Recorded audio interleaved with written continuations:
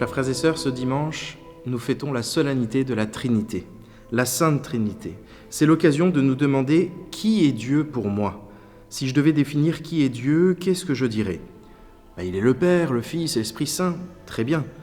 Mais dans l'expérience que j'ai de Dieu, qui est-il réellement pour moi ?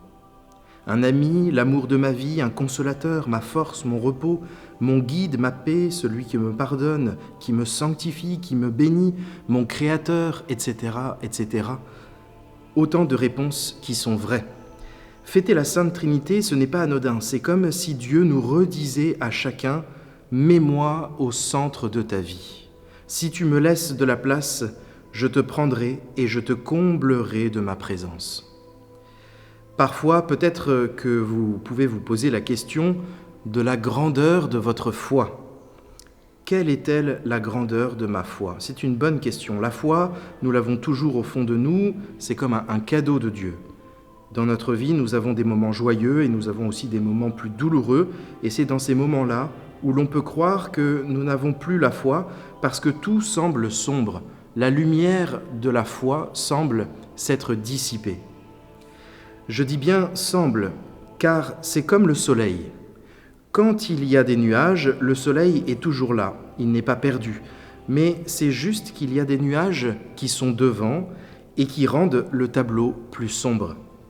Si nous ne nous appuyons pas dès maintenant sur le Dieu Trinité, le Père et le Fils et l'Esprit Saint, il sera plus difficile de vivre ces moments plus douloureux. En fait, tout dépend de la grandeur de notre âme. Votre âme, c'est comme un contenant de la grâce de Dieu. Si vous venez avec un dé à coudre, eh bien Dieu y comblera le dé à coudre. Si vous venez avec un tonneau, Dieu comblera le tonneau. Croire ou ne pas croire, à entendre l'évangile de ce dimanche, il n'y a pas débat. Car Dieu a envoyé son Fils dans le monde, non pas pour juger le monde, mais pour que par lui le monde soit sauvé. Celui qui croit en lui échappe au jugement. Celui qui ne croit pas est déjà jugé, du fait qu'il n'a pas cru au nom du Fils unique de Dieu. Donc, pour être sauvé et avoir la vie éternelle, eh bien, il faut croire. C'est la foi qui sauve. Alors vous vous dites sans doute, mais Don Paul, comment faire pour que mon âme ne soit pas un dé à coudre, mais un tonneau, où Dieu peut remplir mon âme de sa présence ? Eh bien, il y a deux éléments, comme nous avons deux jambes, et l'une ne va pas sans l'autre, si nous voulons marcher correctement, eh bien, la prière et les sacrements, particulièrement le sacrement de l'Eucharistie et de la confession, sont comme ces deux jambes qui nous aident à avancer dans la foi. Dans l'Ancien Testament, le lieu de la rencontre, c'est souvent la montagne, comme pour montrer que par la prière, nous nous rapprochons du ciel, de Dieu. Et dans la première lecture du livre de l'Exode, sur l'ordre de Dieu, Moïse monte sur la montagne du Sinaï pour parler à Dieu. Et dans la nuée où Dieu vient s'approcher de Moïse, Moïse a cette très belle prière « S'il est vrai, mon Seigneur, que j'ai trouvé grâce à tes yeux, daigne marcher au milieu de nous. Oui, c'est un peuple à la nuque raide, mais tu pardonneras nos fautes et nos péchés, et tu feras de nous ton héritage. » Moïse demande donc à Dieu de demeurer avec lui, le peuple de Dieu. Alors, chers frères et sœurs, ne délaissons pas notre prière quotidienne. Une âme qui ne prie pas, c'est une âme qui se meurt.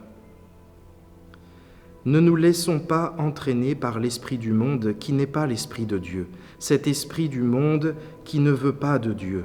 Si vous voulez choisir la vie, priez sans relâche Dieu, Trinité, le Père et le Fils et le Saint-Esprit. J'ai envie de vous dire aussi de penser à votre ange gardien qui est toujours avec vous chaque jour que Dieu fait. Fêter la Sainte Trinité, c'est lever les yeux vers le ciel, contempler l'au-delà de tout, le but de notre vie, car nous sommes faits pour Dieu.